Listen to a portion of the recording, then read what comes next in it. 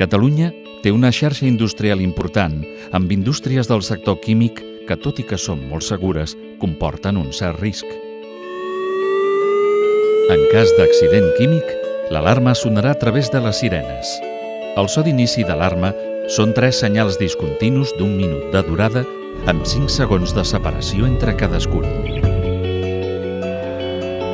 Els vehicles no són espais de refugi segurs.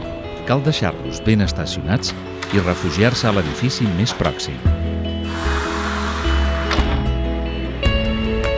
A casa, tanqueu portes i finestres. També cal apagar els aparells de climatització perquè podria entrar aire contaminat de l'exterior. No aneu a buscar els nens a l'escola.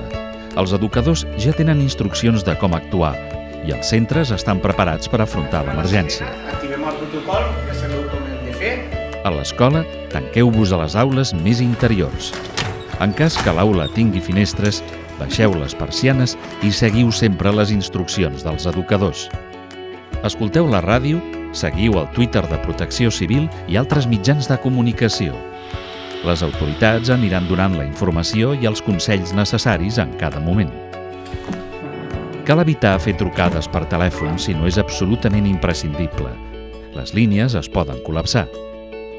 Es recomana tenir a mà les instruccions i conservar-les en un lloc visible de la casa. Al final de l'alerta s'anunciarà també a través de les sirenes. El so és un senyal continu de 30 segons de durada. Vol dir que ja ha passat el perill i que podeu obrir les finestres i sortir al carrer.